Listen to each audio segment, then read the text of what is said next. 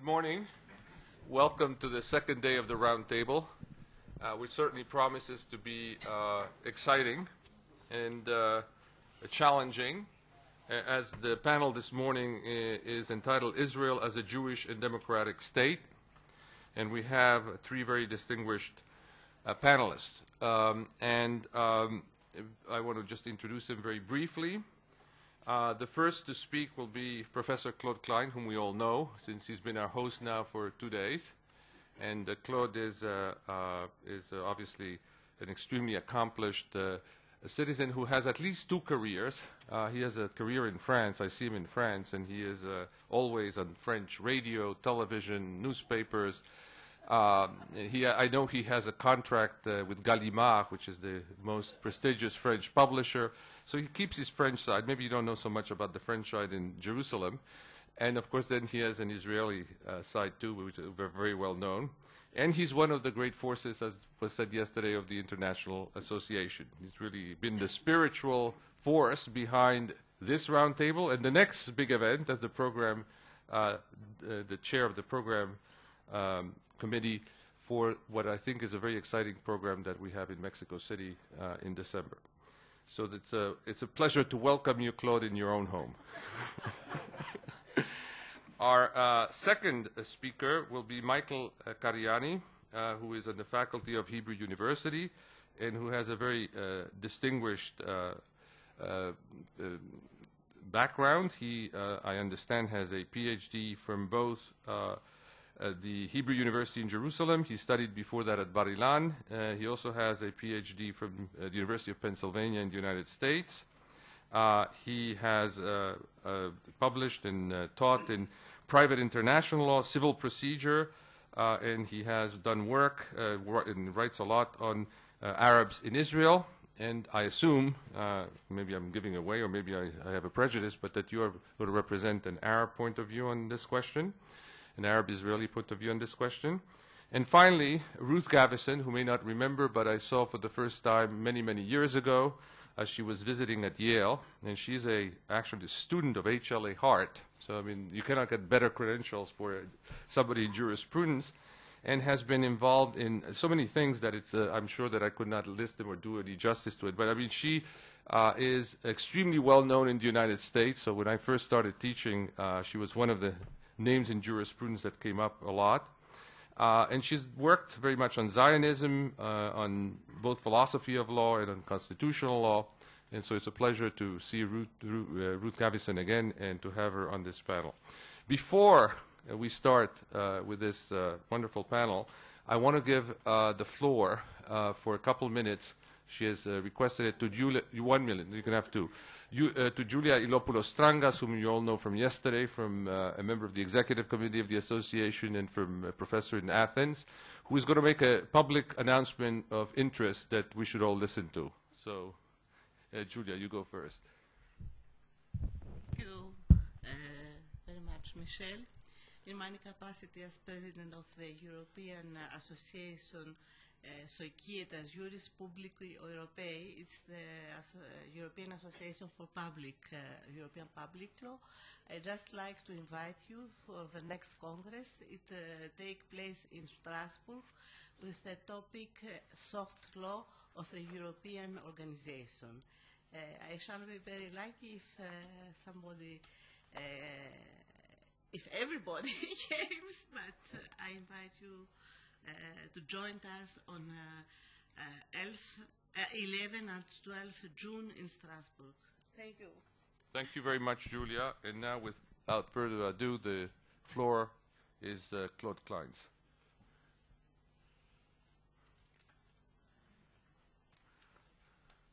Thank you. For those who didn't believe me yesterday when I said I have accent in all languages, but not in French today, they will see I have one also in English. Okay. We have no translation today, so we'll speak in English.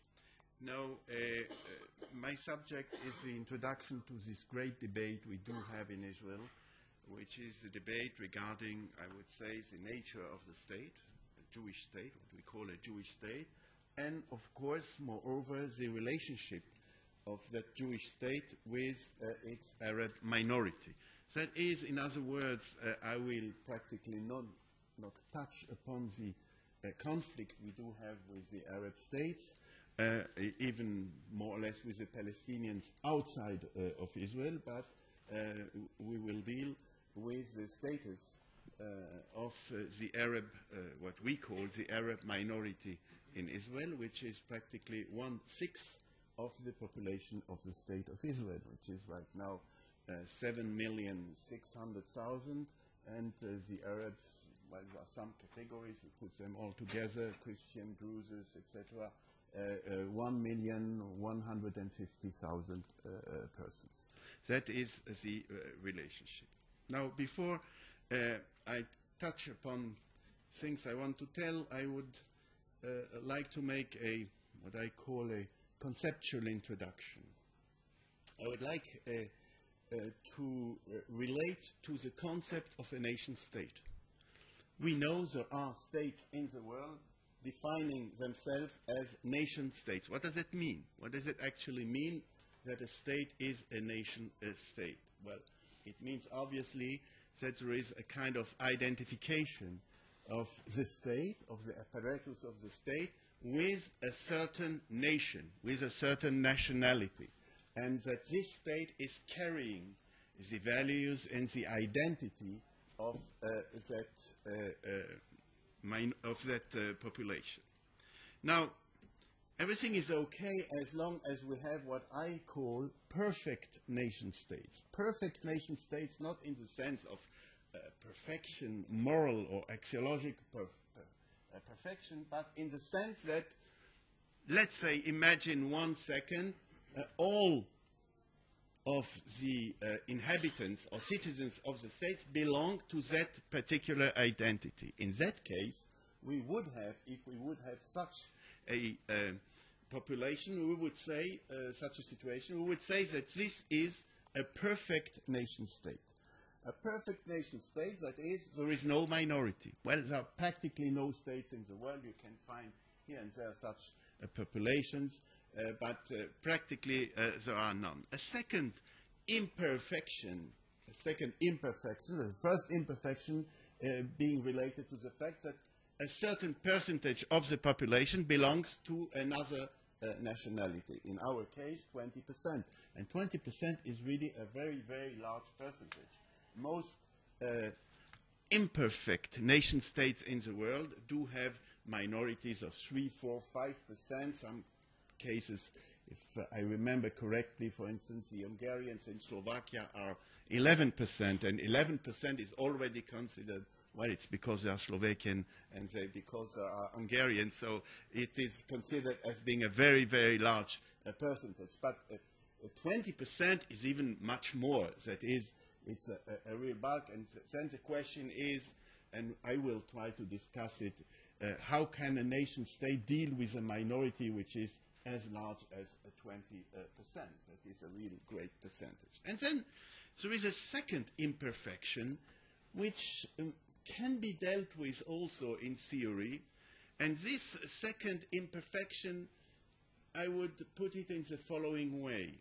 Well, if one starts with a kind of ideal view of nation state in the world, the ideal view being, you know, that some authors in the 19th century, for instance, Blunchley, wrote in that direction, that every nation is entitled to a state.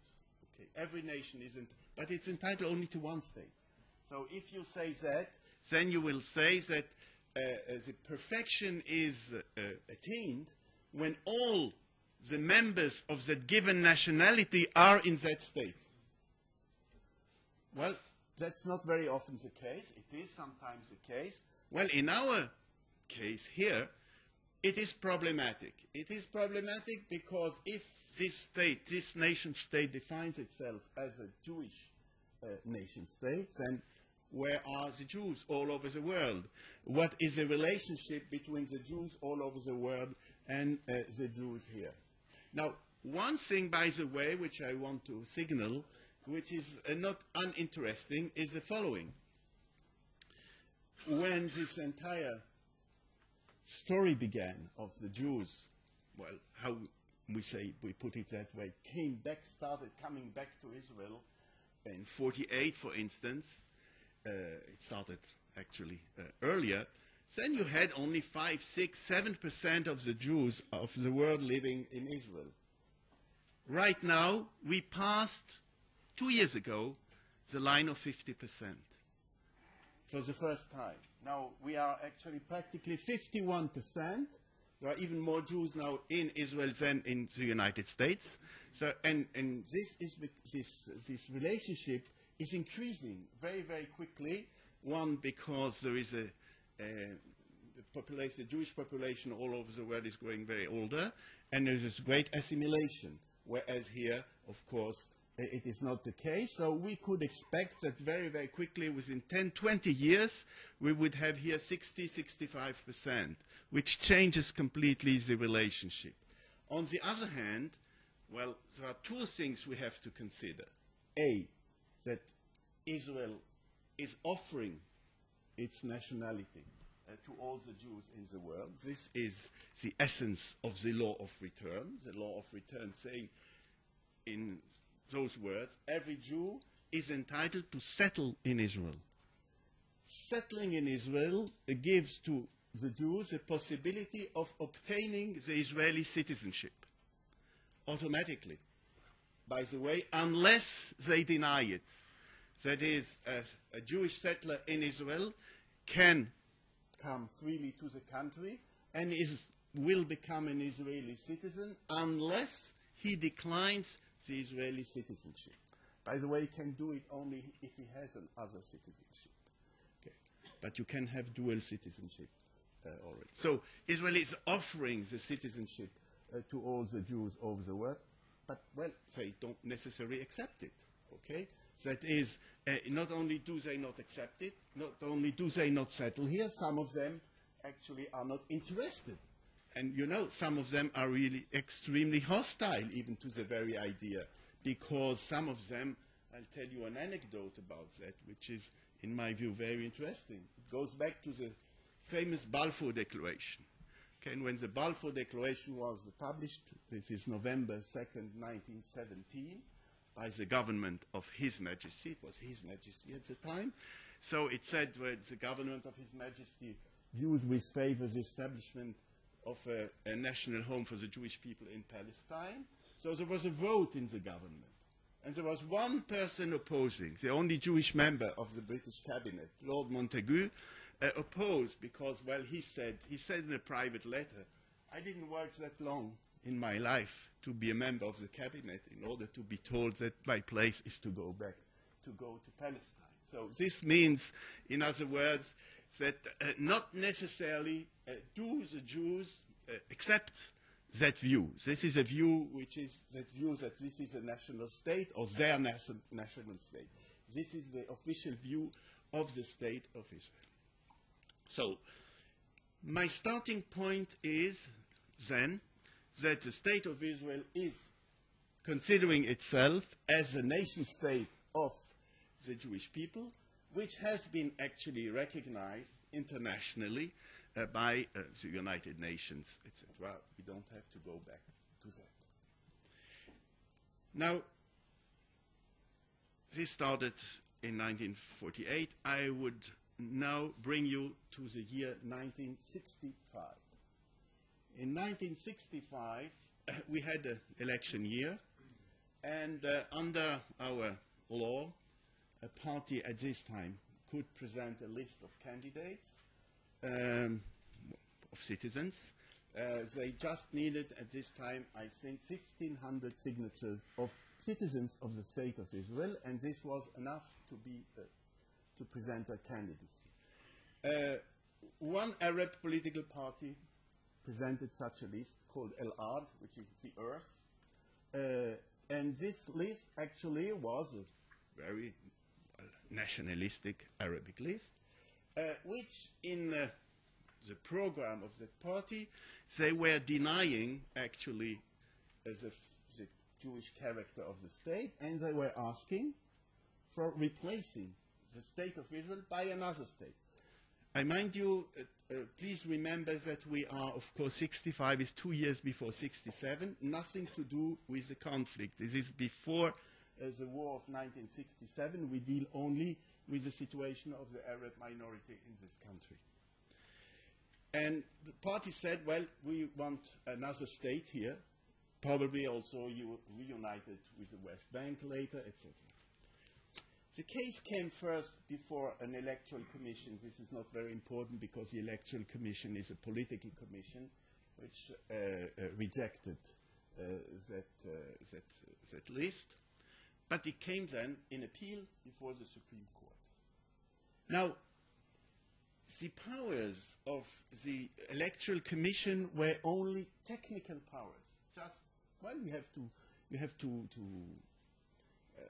prove that the 1,500 signatures are really signatures, authentic signatures, that the candidates are real candidates, that they are all entitled to be elected, etc.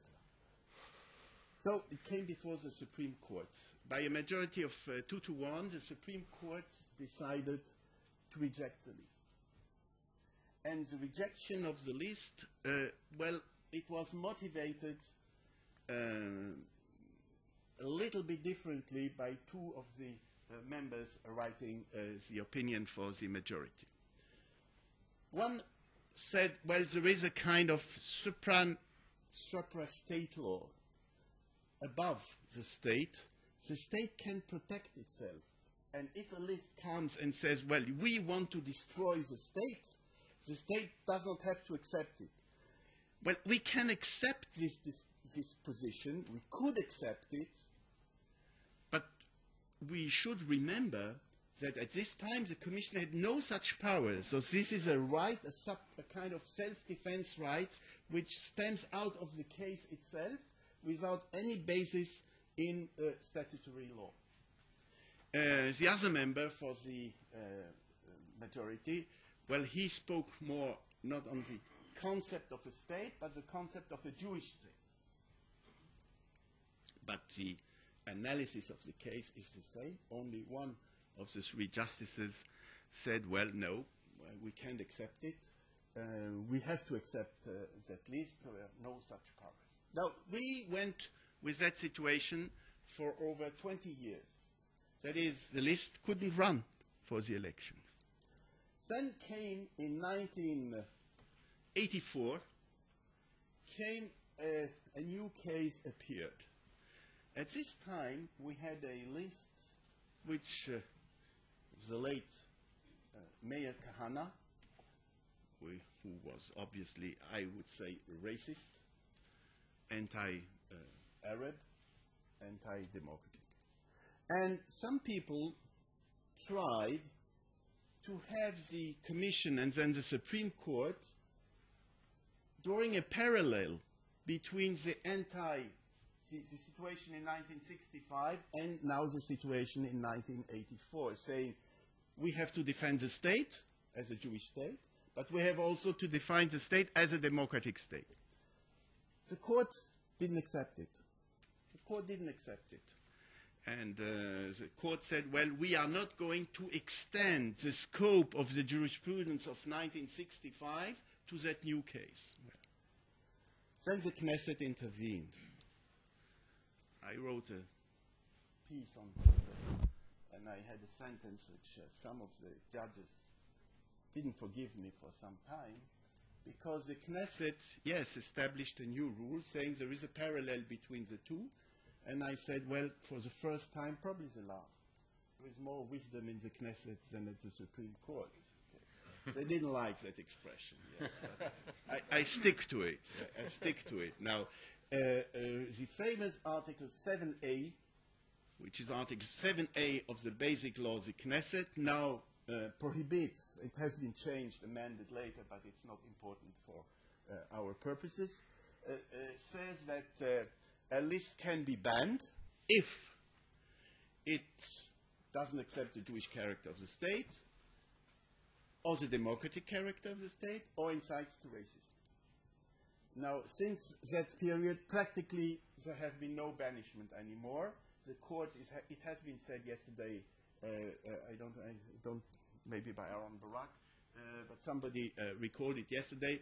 The court is not intervening anymore, but on the other hand, the political parties, Jewish and Arabs, who could be the object of such banishment, they try to be very cautious in their public expression. So sometimes it works. But this has brought us later, in 1992, we had this discussion yesterday, with the adoption of new basic laws. And in this new basic laws, we have now the expression, the State of Israel is a Jewish and democratic state. Well, Jewish and democratic, it has furnished a lot of discussions, practically no months or few months, and people are making a living out of this this sentence. Yes, some say, well, Jewish and democratic. Well, say now it's Jewish but democratic, etc. and such expressions, because actually there is a kind of contradiction between which we have to overcome, of course, and Ruth will speak about it, I am sure. That is that you are Jewish, that is a very particular, whereas democratic is more universal, so we have to find a balance. Well, Justice Aaron Barak likes very much balance and proportionality. I don't know whether he has always found the real balance between the two. I'm not sure that Michael finds that the balance has been found between the two, but this is a really open discussion. Now we are with that Jewish state, with that nation state, which is a Jewish imperfect state with a minority of 20%. Now, you can be an imperfect nation state with a large minority, provided the status you're giving to that minority is a status which is a real democratic status. Well, it's not easy. It's not easy for the majority. It's not easy for the minority. The majority is playing with its power, especially a Jewish majority which has been for 2,000 years persecuted, and saying, well, it's time that we do what we can do, what we're allowed to do in our my house, my kingdom. Okay, so we are at home. We can do whatever we want to do. And on the other hand, having that minority, especially an Arab minority, why do I say especially? I do say especially because of the following. The Arabs are not accustomed to be a minority. It's very hard for Arab population to live as a minority. Well, we don't talk now of the new minorities in Europe, of course, who are immigrants. Here they are at home. They are at home in all the countries, especially here. They are not settlers or immigrants. They were here even sometimes before some of the Jews who are here, including myself. Okay, so they are at home, and suddenly they are victim of what the literature defines with a very nice German expression, Überfremdung. Überfremdung, that means that there are more people than belonging to your own nationality, and suddenly you become a minority. Well, some people know about that in Europe for other reasons. So the balance you have to find is to offer a good status for that minority, a democratic status. Now, very quickly, because we'll have time later, it will develop. The problem is, at one hand, easy, at one hand, uneasy. It is easy for the first following reason. In most situations, practically all I know of, when you have a majority and a minority, for instance, in linguistic terms, the majority is trying to assimilate the minority. The majority is trying to eliminate teaching of the language of the minority. We know that in a lot of countries. Okay, this is not the case here. That is maybe not for good reasons, but it is true that there has not been a real attempt out of the majority to eliminate the Arabs in linguistic terms. They have their own schools, elementary schools and secondary school, high school. There is no Arab universities. This is an open question. It is discussed in the country. There have been attempts by some circles to create an Arab university. It is a very hard debate. On the one hand, don't forget, universities are private institutions here, but they have to be recognized by the Council of Higher Education. Now, having a university where we have Jews and Arabs studying together, like my friend Michel, okay, is one of the ways of having a common language still. But it is, of course, for the Arabs, a common language in the language of the majority. It is clear, it is perfectly clear to me. But anyway, there has been no attempt in that respect. But, of course, the situation is not easy for two main reasons. As I said first, the majority. I mean the majority complex. And the fact that this country has been built from scratch, and it is true that building from scratch, all the efforts have been made towards the Jewish population. The Arabs have been neglected. If Israel is right now one of very, I won't say rich country, but with a very strong economy, and actually, if you look at the situation, for instance, of our currency, it appears, I am not really kidding, it's the strongest currency in the world right now. If you look for the 5 last years, it is the strongest currency in relationship with the euro or with the dollar. So it's a kind of miracle. There's a kind of miracle, despite all the problems, and you might have heard that we have some problems. Yeah. Yes. So, but I must say that the Arab minority has not been really successful, has not been part of this entire success, and I think this is a real problem. Second, of course, is a conflict. Didn't want to talk about the conflict, but it is true that the situation of the conflict, A, with the Arab world, and B, especially with the Palestinians. Well, when you say with the Palestinians, the Israelis have been, for long years, I said, well, there are Palestinians and there are the Israeli Arabs. I didn't realize that there were the same people, especially given the fact that a lot of families, Arab families of Israel, do have their the members of their family in the West Bank, in Gaza, or in the refugee camps in Lebanon, Syria, and Jordan. So it is the same population. It is the same population of states we are at war with. And it is the situation of the Palestinians in the West Bank, despite the Oslo agreements and all you know. It creates a climate of suspicion, a very, very heavy climate of suspicion, which has not allowed neither to the Jews, that is to the majority, nor to the minority to really make substantial progresses in the coexistence. There might be ways, I hope we will have a chance to discuss those ways, but we are still far away. So that is the situation right now. This is a nation state, and a nation state very affirmed. Some of you have asked me, well, what happens in this city of Jerusalem? You have flags all around. So I will tell you, we have flags on the cars, it's all around, because Tuesday was Independence Day. Okay? So last Tuesday. So there is a habit in this country to put flags on the cars. But then you have to decide when to take the flag off your car.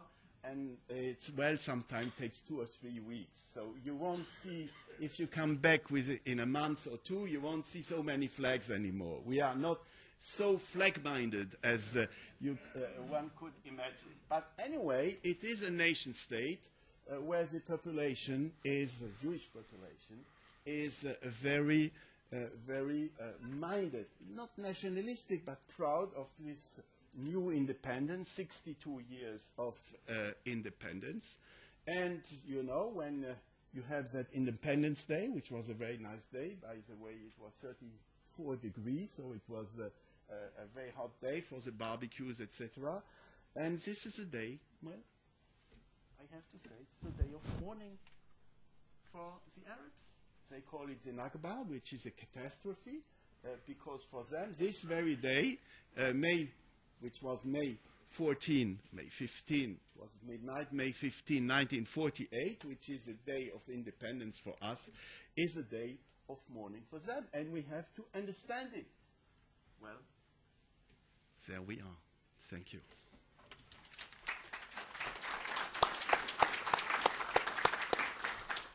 Thank you very much, Claude, for really putting very clearly the history, the problems, the situation for those of us who come from abroad. I was struck by one thing you said, which is you spoke about a state that is multinational as an imperfect state. And I think that the label, of course, could be contested. It seems to me that most states today are multinational. There are very few, maybe Andorra, Didier can tell us whether Andorra is a multinational or they're all homogeneous, but any large state that, or any democracy that is larger than that size tends to be multinational. So anyhow, certainly the problems here are unique historically, and they are fascinating and very difficult to deal with. So now we're going to get a different, I'm sure, a different point of view from Michel Karyanni, please.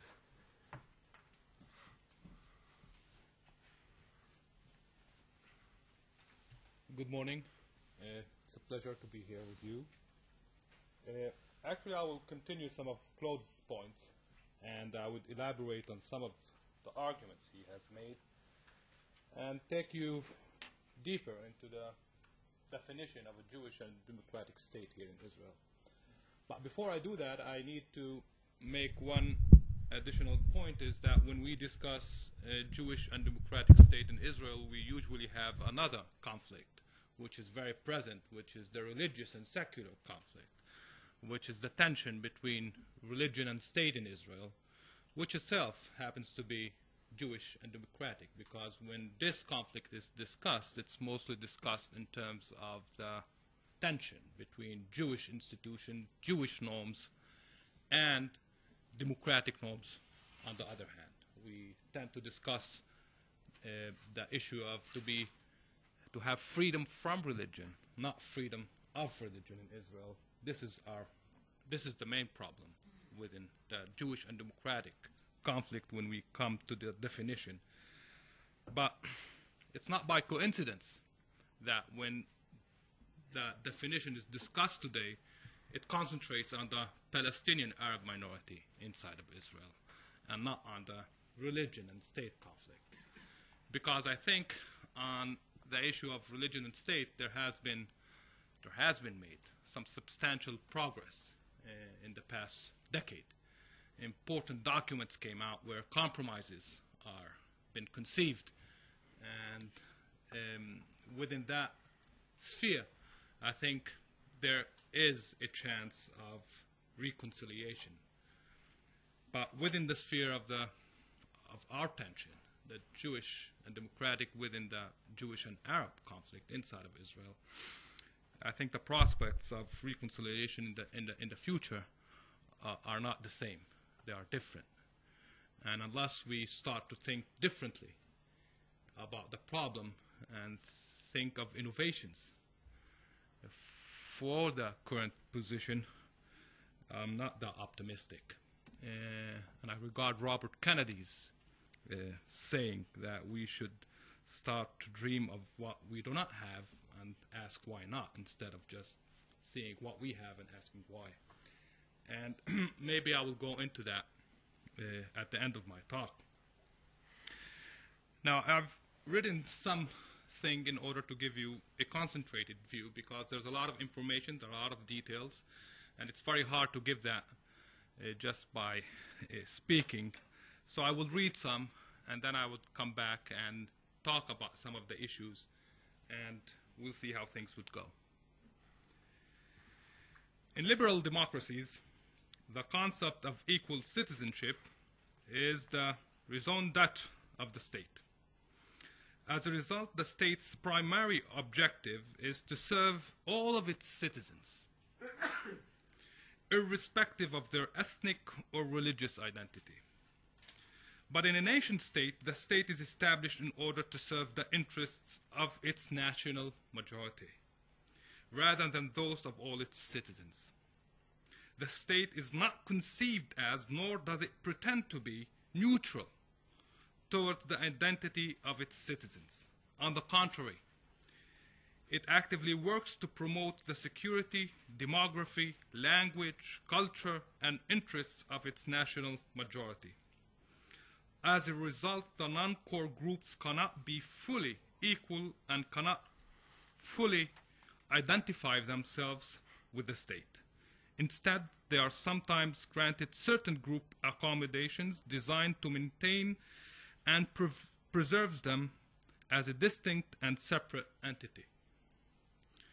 Constitutionally, Israel is defined as a Jewish and democratic state. This definition suggests that these two values are equal in terms. However, this is not the case, at least in terms of the state's self-perceived obligation of serving the collective interests of its various national, religious, and national groups. As Sami Samouha has noted, in Israel, that state sees its destiny and duty to preserve the Jewish people and regards itself as the main tool to carry out this ultimate end. Zionism is the de facto state ideology. Its central purpose is to make Israel Jewish in demography, in language, culture, institution, identity, and symbols, and to protect Jewish lives and interests all over the world. In terms of the Palestinian Arab minority, religious groups, whether understood to be one national group or a cluster of minority religious groups, some measures have been taken by the state in order to preserve it as a distinct and separate minority. Accommodations have been made in respect of language, especially in the education system, and religion, including support for separate religious institutions that ensure preservation of religion and endogamy. Yet, such recognition is conditioned by an exception, that it not hinder the supremacy of Jewish collective interests. The hegemonic status of Jewish collective interests is reflected in a number of legal paradigms and norms, both national and religious. A prominent enactment in this respect is the law of return, in which every Jew in the world is granted the right to immigrate to Israel and through the working of the nationality law to become an Israeli citizen. Indeed, the law of return is regarded by many as representing the central ethos of Israel as a Jewish state. As noted by one scholar, this law implies in a nutshell why this state had to be established and what it stands for. In light of Israel's Jewish identity, it was natural that the flag, national emblem, anthem, and official holidays of the state would be identified as a matter of course with the Jewish tradition. Jewish Zionist organizations such as the World Zionist Organization and the Jewish Agency received official status. And under the auspices of the law, they are to continue acting within the state of Israel for developing and settling the land, absorption of immigrants from the diaspora, and coordination in Israel of Jewish institutions and organizations active in the field. The Jewish domination of the public sphere goes further beyond such symbols. As noted by scholars, the concept of citizenship has been influenced by the Jewish nature of the state. In Israel, there are two types of citizenships. The first is republican in nature and has strong collective goals of a shared moral purpose, a perception of the common good, and core civic values relevant for the Jewish majority. The second type is individual in nature, relevant to the Palestinian Arab minority and builds on liberal ideas of personal, not collective, rights. Another example of domination concerns the official state language. Although under the letter of the law, both Arabic and Hebrew are considered official languages, it is Hebrew that dominates the public sphere. On some occasions, courts have compelled public bodies to add Arabic inscription to signs and documents. However, this is to be done, as the Israeli Supreme Court itself made clear, only as long as it does not undermine the hierarchical relationship between the two languages, under which Hebrew is regarded the senior sister. Based on this and many other instances, the Palestinian Arab minority has been called the most remote, excluded community from the state's meta-narratives, with the status of second or even third-class citizenship. In many respects, the hierarchical structure has determined the boundaries of public sphere in Israel, thereby making it possible to also characterize the Palestinian Arab minority in Israel as the invisible man, or the old odd man out. This conveys some of the basic arguments that are made occasionally when discussing Jewish and democratic states in terms of the Palestinian Arab minority. This is the situation we have today, actually, and I don't think any of my colleagues would argue otherwise. The thing is, the argument is about legitimacy. Is this legitimate, or are there other constructs of constitutional organization that are also equally legitimate? I personally do not think that there is much logic in arguing against a nation state. I think nation states exist and they will continue to exist. But I think that it cannot also be constitutional to come and say that other constitutional constructions are illegitimate as well. I think it should be there should be a democratic process where people could argue for different paradigms of constitutional structure whereby something else than the nation state can exist. My main argument with respect to the nation state as it is defined in Israel, though it was summarized in many of the things I have just said, is the following.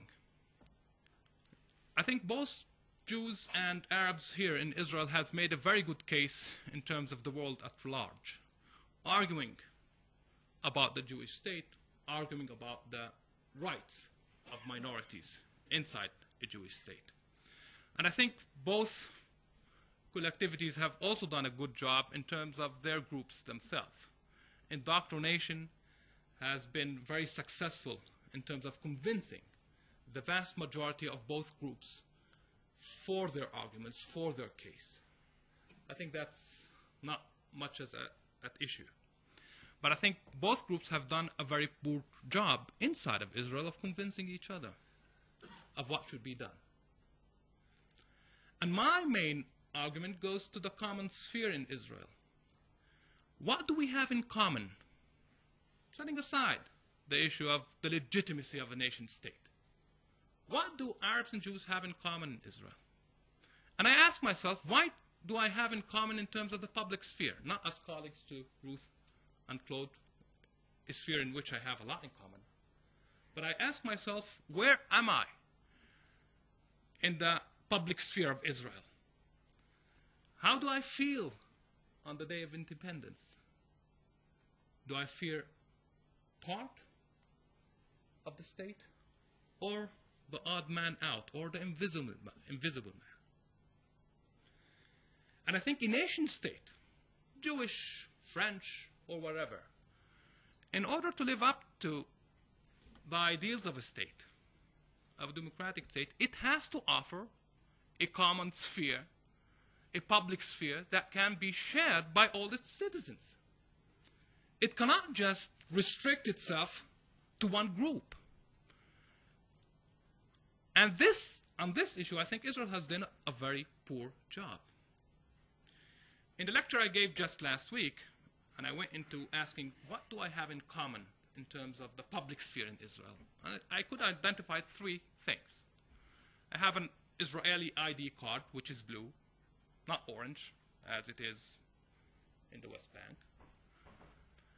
I have an Israeli passport, and I vote for the Knesset. This is where we join together as Arabs and Jews, in having something in common. In my ID card, which was issued about 30 years ago, I have a replica saying nationality, and I, as an Arab, am identified as an Arab. So it's not really that common. Even the ID would differentiate between Arabs and Jews. My passport. Whenever I travel abroad, I'm selected because I'm an Arab. And I go into rigorous security check. Some of you as foreigners would go through the same process. But an Israeli Jew would not go unless there's some suspicion of criminal activity or something. And bear the numbers that you would have on the stickers set to your suitcases. Are numbers which represent the degree of the security level you are classified in. And that would determine the security check that you would have afterwards, going from one stage to another. So if I feel very Israeli here at the Hebrew University, once I travel abroad and I go to the airport and I present my Israeli passport, I become not more Israeli, but less Israeli. Elections. In terms of the elections, most of the Arab would vote for an Arab party. It used to be the case back in the 1960s where over 50% of the Arabs voted for Zionist parties. This is not the case anymore. And none of the Arab parties have ever been considered as a legitimate coalition partner for forming a government in Israel. Never. Now today the two-state solution is considered to be even the agenda of Kadima, certainly, and maybe Netanyahu. Now this agenda was first conceived by the Communist Party, which was not that communist, but it was nationalistic. And that was its agenda. But it was the more persecuted party in the sector. A national unity government in Israel excludes by definition any of the Israeli Arab parties to be a legitimate partner. Now, if you would look into the statistics, you would find that the percentage of voters among the Arab community is not rising, it's falling. And I think it would continue to fall because they're asking, what's politics giving me? Nothing. What is politics really achieving for my community? Nothing. I think the legal track, where in every other place in the world is less effective, I think for the Israeli Arab minority has been even more effective than the political track. So these are the 3 things that we have in common. And even these 3 things are not much in common. So that's why I said in the opening remarks that we should start to dream of what we do not have and ask why not, instead of going into explanations of what we have and asking why. And I think if we want to continue living here together, and I'm a big fan and believer of coexistence in the state, we should start thinking differently. We should start thinking of new programs. We should start creating new joint schools for Jews and Arabs in Israel. Not mandatory. Those who do not want to go to such schools are not obliged to. But as an optional. Demand, there's a lot of demand for such institutions. In the Ministry of Education, though, we have today about 4 or 5 schools which were of a private initiative, a product of a private initiative of grassroots people. There is no section in the Ministry of Education for such joint schools. And I live in a joint village called Nave Shalom. It's a Jewish Arab village, the only kind in Israel.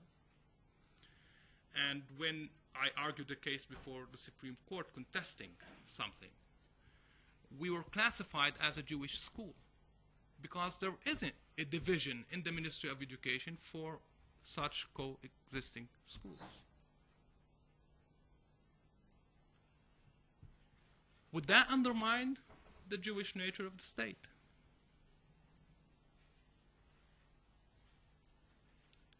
How about some more Neve Shaloms in Israel? Optional, not obligatory.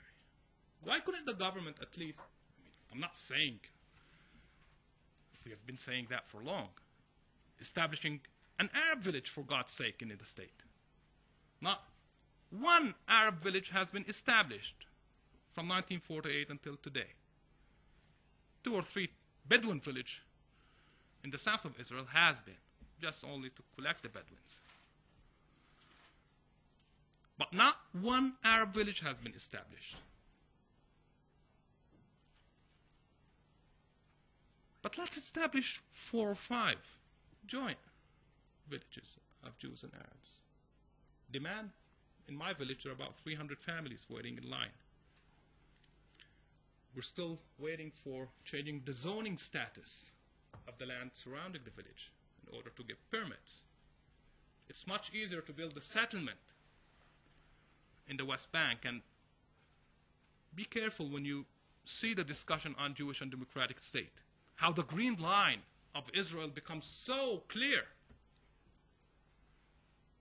We're discussing it inside of Israel.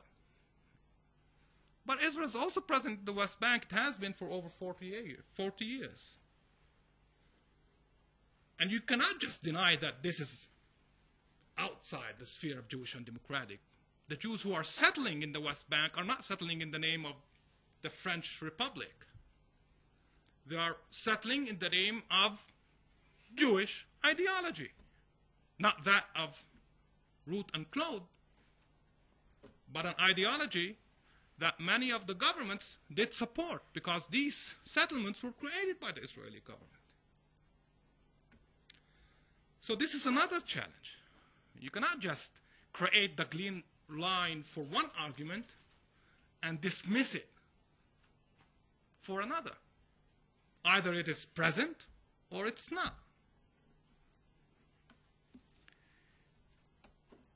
In terms of the conflict, and I would end with this, I'm not that optimistic that if the conflict would be resolved between Israel and the Palestinians and there would be a Palestinian state and there would be an Israeli Jewish state, that this would ease the tension inside of Israel. It has become one of the issues on the peace agenda, at least from the Israeli side, to demand that the Palestinians would recognize Israel as a Jewish state. Now, though the demand is raised against the Palestinians, I think the interlocutor of the Israelis is the Palestinian minority inside of Israel, not really the Palestinians in the West Bank or in the Gaza Strip. Because if the Palestinians in the West Bank would recognize Israel as a Jewish state, then Israel would come to the Palestinian minority and argue. The representatives that you have been arguing for years that they are the legitimate representatives of the Palestinian people has recognized me as a Jewish state, so you should shut up. You cannot argue against it. And this maybe would make the public sphere in Israel even more Jewish. But if it would become more Jewish, where would this lead to? And I think anyone who defends the concept, it is legitimate, but anyone who defends the concept has the burden of proof to come and conceive a public sphere, a common concept of citizenship that is equal, not in all spheres, but at least in part for all. Thank you.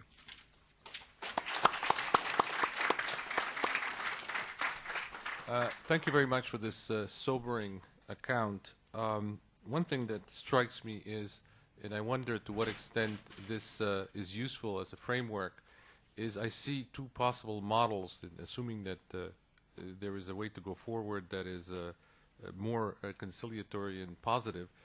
And one of them is the idea of perhaps greater individual rights and less emphasis on collective identity, whether that could diminish tensions.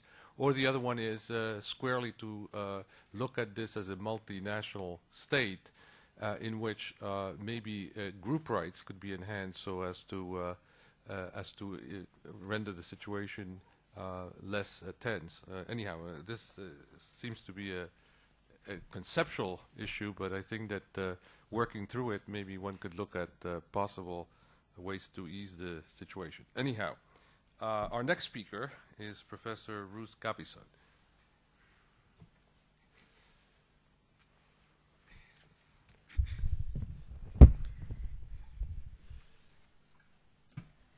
Good morning, and thank you very much.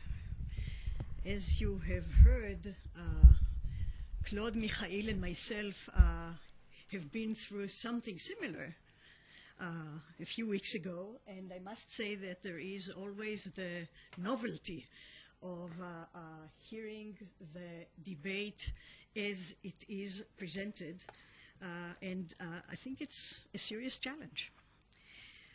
I would like to do something here that is a bit more ambitious than our previous encounter, because in the previous encounter we were talking to a general lay audience, and naturally we centered on the political, historical, ideological, conceptual issues concerning the claim that Israel is a Jewish and democratic state, and Claude presented the meaning in which Israel can be seen as Jewish, that is a Jewish nation state, which is not perfect, and explained how Israel is doing more or less well in giving a serious status for the Arab minority. And Michel came back and presented the view that is now common among most of the leadership of the Arab population in Israel and in some Jewish circles as well, that the problem is much deeper than that.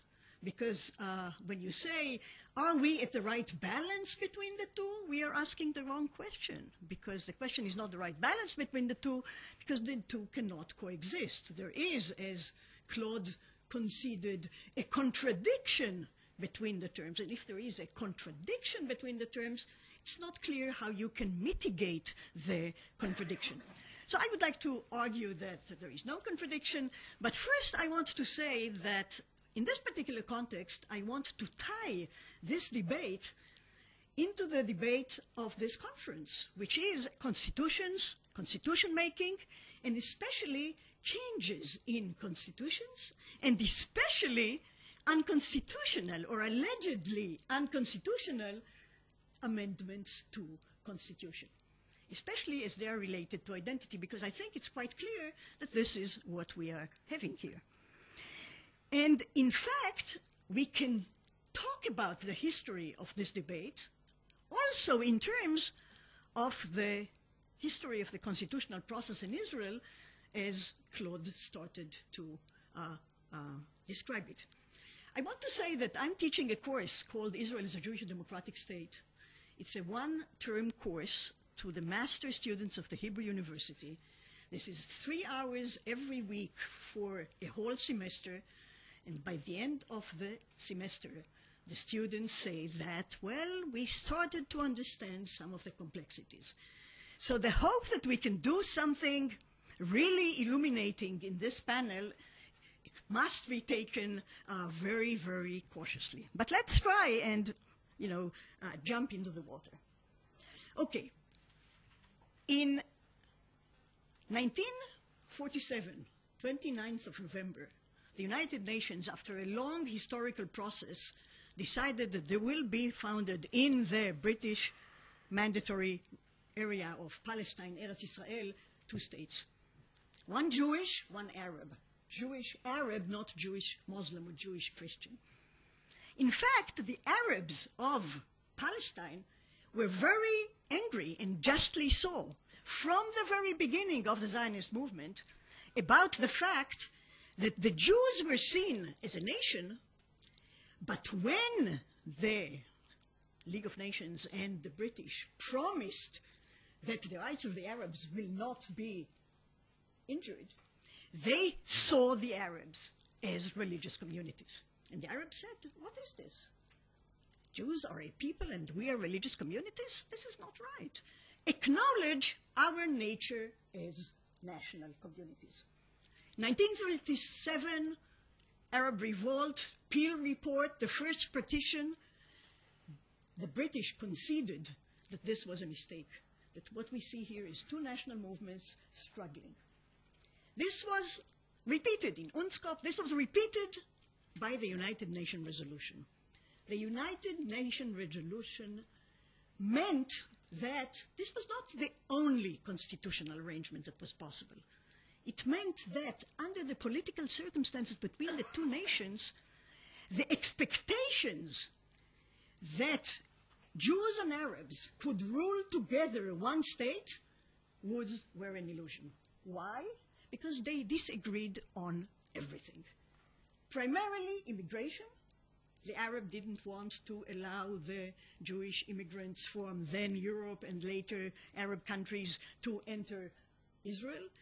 Immigration, settlement, security, foreign relations, the nature of the state, everything. The Arabs made the very strong argument that they were entitled to self-determination in their land. They were the majority. They should be given the right to self-determination is the process of the post-imperial, post-colonial process.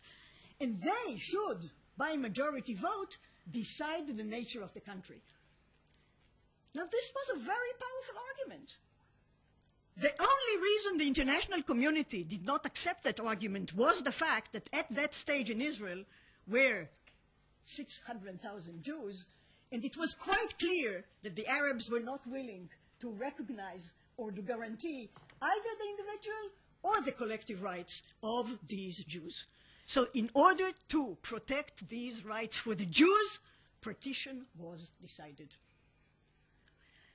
If the Palestinians had accepted that, yes, there was a problem here, but maybe there was also justice in partition, the Day of Independence need not have been the day of the Nakba.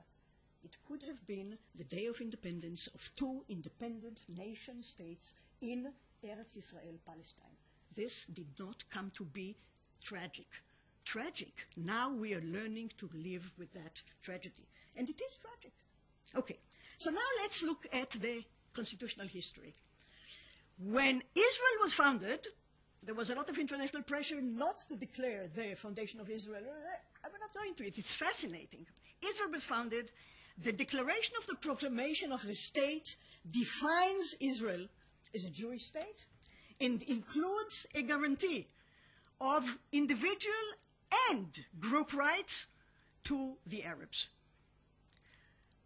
Some people say that this was not, a Jewish initiative. This was really demanded by the United Nations. But nonetheless, this is part of the proclamation of the proclamation of statehood of Israel. Despite this fact, there was a debate about the constitution for Israel. In 1950, the Knesset decided not to enact a constitution, and among other reasons, they decided not to enact a constitution because, A, they didn't want judicial review, they didn't want hierarchy, they didn't want,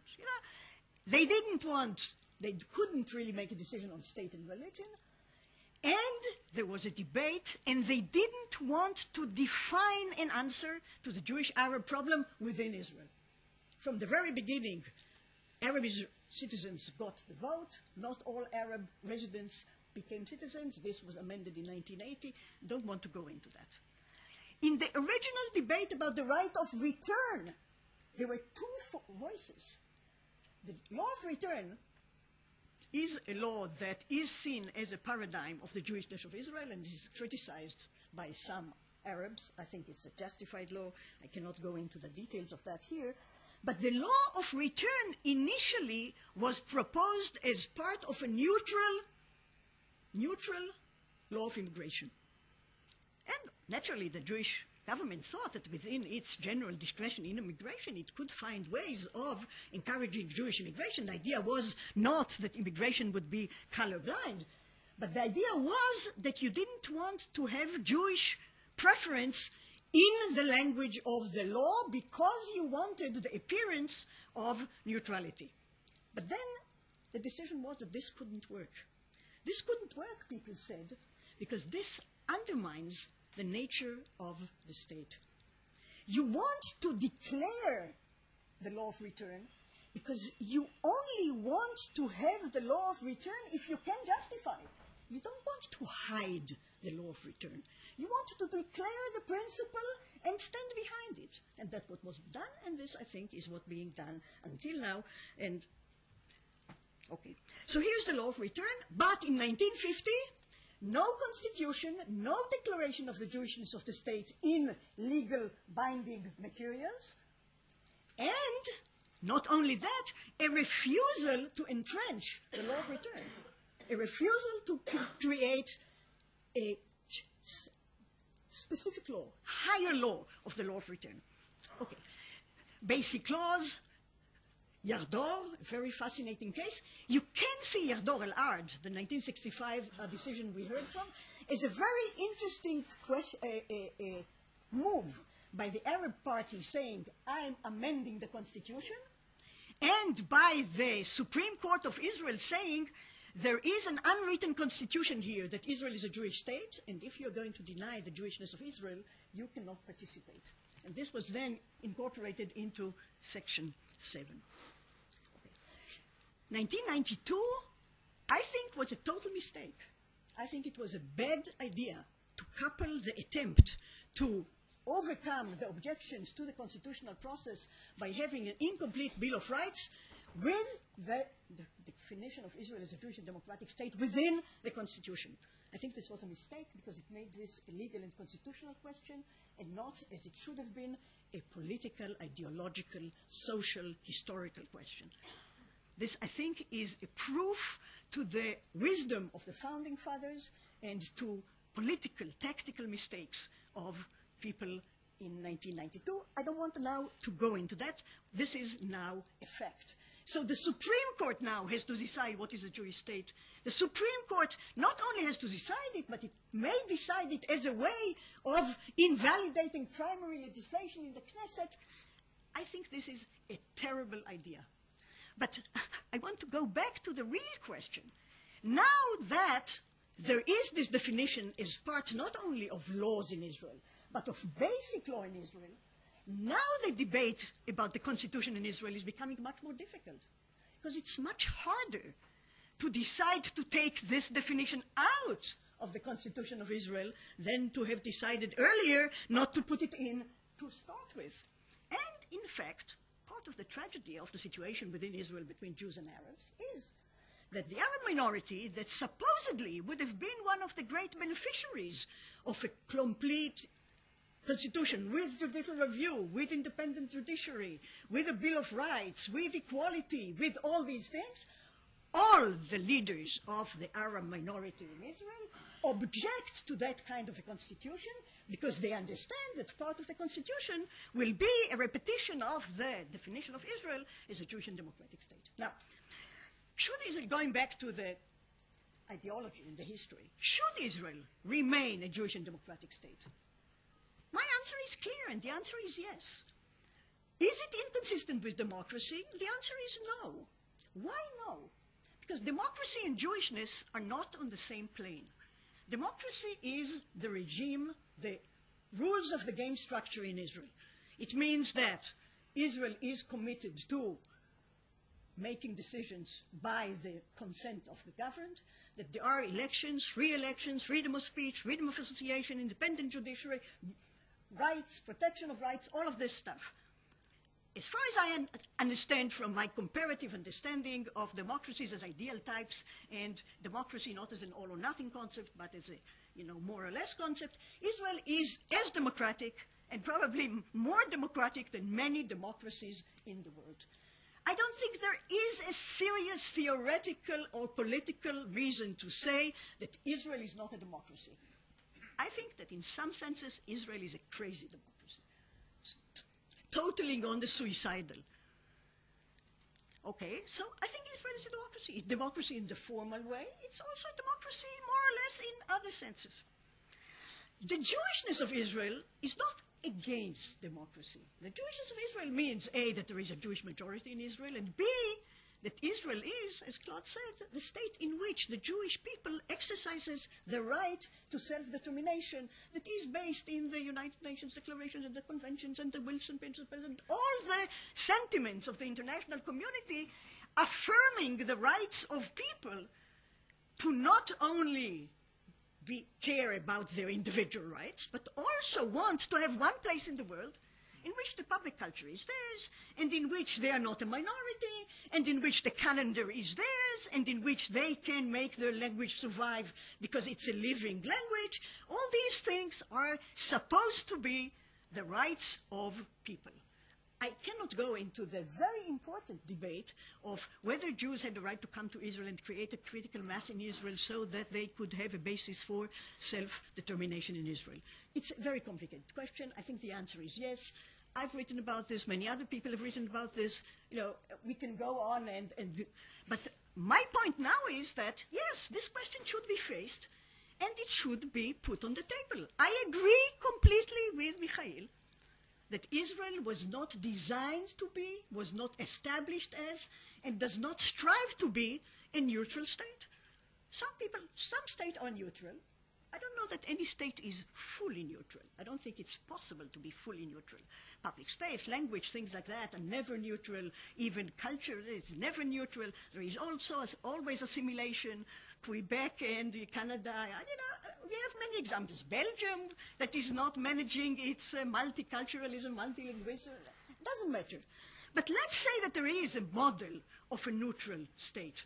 A neutral state, to me, is a state that privatizes all the non-civic indicators of its citizens. I agree that Israel is not a neutral state. I concede that. I don't want to argue about that. It's not trying to be a neutral state. But I think Claude is right. The test is not whether Israel is neutral, because it's not trying to be neutral.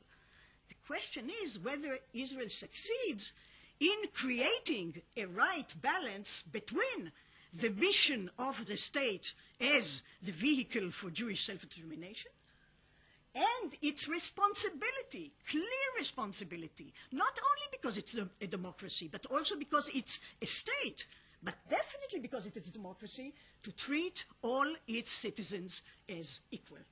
And this is a mandatory obligation on Israel as on any other state. Now, here I have an argument with Michel on the adequate description of the reality in Israel. I think that, yes, there are problems there. I think he's quite right that Israel needs to combine recognition of difference, because the Arabs don't want to assimilate. I mean, most Arabs would like to be in very good schools, but not necessarily joint Jewish-Arab schools. And there are, very complicated issues. We talked about this a lot. I did a whole research about Jewish-Arab schools in Israel. It's a very complex phenomenon. It's not an easy one. Again, I don't want to go into these questions. The test for Israel is that it creates a civic, real allegiance for all its citizens. There should be a community of citizens in which all citizens are equal. And there should be recognition of communities, majority and minority. Jews, many kinds of Jews, by the way. Jews are not just one group. We heard a bit about the internal Jewish conflicts. And Arabs also are not a homogeneous group. They have many, many conflicts within them. Now, Israel definitely should do that. This is a must for Israel, not only morally, but also politically. Has Israel succeeded in doing that? I think the answer here is very mixed. I think to some extent Israel has succeeded. I think, interestingly, I think that the internal Jewish debate about the Jewishness of Israel is much less amenable to compromise than parts of the Jewish-Arab debate. Because the Jewish debate about the nature of the Jewish state is totally principled. It's the question whether there is a coherent, stable sense of Jewish identity that is not religious, that is not part of the original union, covenant between God and his people. Now, I don't know how you can compromise on an answer to that question. It's either yes or no, and that's it. So you can compromise on living arrangements for people who give different answers to this question, but you cannot compromise on the debate. Arabs, there are all kinds of debates, but at least part of the problem with Arabs and Jews is territory. In territory, it's relatively simple, and this is what the United Nations suggested. You can partition, or you can have federations, or you can have all kinds of arrangements. But territory in principle is divisible. Now, if Michel is saying, as some of the leaders of the Arab people are saying, that there is something imminent here, that it's not only the borders of the State of Israel, that it's the very question whether Jews are allowed anywhere in this part of the world to have political independence in a nation state with a Jewish majority. If this is the debate, then we are in deep trouble, because indeed, if there is an issue about the legitimacy of having Jewish independence, irrespective of borders, then it's very difficult to see how we can move on from that. And if this is the problem, and under some versions of the visions of the Arab leaders in Israel, this is indeed the problem, especially the religious varieties, but not only. If this is the problem, then I do not think that the way we should start thinking about this is to speak about coexistence. Because here, there isn't that much that we can speak about. We can, again, it's like the Jews. We can accept that we have a difference, and then we can start thinking about ways of being together. And now I want to end, I think my time is running out. I want to end by returning to a point that Claude made, and it's the fact that we are talking only about Israel, where there is a stable Jewish majority, about 80%, and we're not talking about the Israeli-Palestinian conflict. But as Michel suggested, the division is not so easy, because he says, what do I have, that is equal with the Israelis? I have a blue ID, and I have freedom of movement, and I vote. These are all the difference between. And he also said, rightly I think, that if there is a two-state solution, this is not necessarily going to take care of the problem with the Arab minority in Israel. Why is that so? If there is a two-state solution, we don't know what kind of a state the Palestinian state will be in terms of its identity and its hospitality to non-Palestinians and non-Muslims and things like that. We don't know that. But let's say that there is a Palestinian state. The Palestinian state is a restitutive justice movement going back to the 1947 decision. The 1947 decision was two states for two people. That is, one state, nation state for the Jews with a Jewish majority and an Arab minority with full rights, and one state for the Arab majority with full collective rights and recognition of rights to the Jews who may live in it. But now what we are having, under the vision that we are led into, is we are going to have a Palestinian state, but it's illegitimate for Israel to claim that it should remain a Jewish state, because Israel itself should concede that it's really a multinational country. Because Israel, the Arab Israelis do not want more individual rights. That's not what they want, and they are now very candid about it. They used to say the state of all its citizens, and now they have corrected it to states of all its nations. So the vision of the Arabs, the charitable vision, is a democratic binational state. So if Israel is supposed to be a democratic binational state, then we are having a double division. We have a partition, a Jewish state and a Palestinian state, and then we have another partition. Not partition. We're taking the Jewish state, which was supposed to be the only place in the world in which Jews, and the calendar is the calendar, the language is the language, and all of that. We're going to take this and make it into a binational state. Now, how this binational state is going to be ruled is very interesting. One last thing about creating a shared civic place. Israel is very aware of the problems. It wants to create some kind of a balance between recognition of difference and integration. And one of the ways that it's trying to do that is by saying, okay, let's have a national institute that will create solidarity, which I think there is a lot, but will increase solidarity by having everyone in Israel either go to the army or do national service. So that people, as citizens, will help their society in ways that show that they don't only care about themselves or their own groups, but about society at large. After all, the welfare of the country helps. You know, if the country is more affluent, is richer, it has better education, better health, it's good for the Jews, it's good for the Arabs, it's good for everyone, it's good for solidarity. It creates something that we have in common and we want to protect in common. Now, as far as I know, the position of the leadership of the Arab minority in Israel to this initiative is that this initiative is bad. That they do not feel sufficiently part of this in order to do that.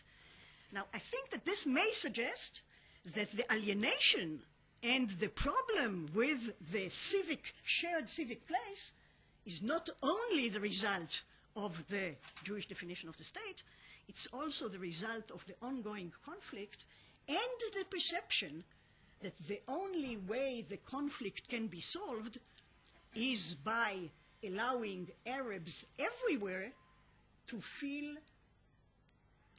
totally belonging to a state that is either neutral or at least binational. Now, most Jews would feel the ideal of a binational state is a direct threat to their hardly won right to self-determination, and there is therefore a reluctance to accept this as the shared ideal for the state. There is a reluctance to agree to a constitution that will not reflect both the commitment to equality and the commitment to the Jewish nature of the state and protect the law of return. And I think that there is also a feeling that we need to, again, truly think anew about the relationship between Jews and Arabs within Israel, because what we need to think is to re-legitimate the idea of some states, not only Israel, some states who are democratic, fully democratic, and non-neutral.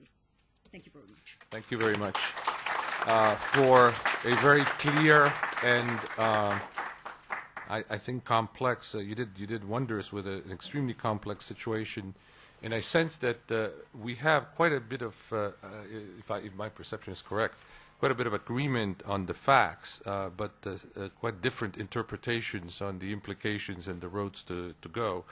I agree with you, Ruth. There is no such thing as a neutral state. Even the French Revolution, which wanted to create this kind of universal, individualistic state, they still have to speak French. And when I was at a conference on language in Brittany, some students asked the question in their own language. They got very much chastised by every professor on the stage, saying, in this country you only speak French. At home you could speak whatever you want, but in a university in France, what a scandal that you should not be speaking French. So even the so-called neutral universal view is not so neutral. I'm sure that the panelists have a lot to say to each other, and I sense that the room has a lot of questions and comments. But before we do that, we should gain a little strength and gather our thoughts, and for that we'll have a short coffee break.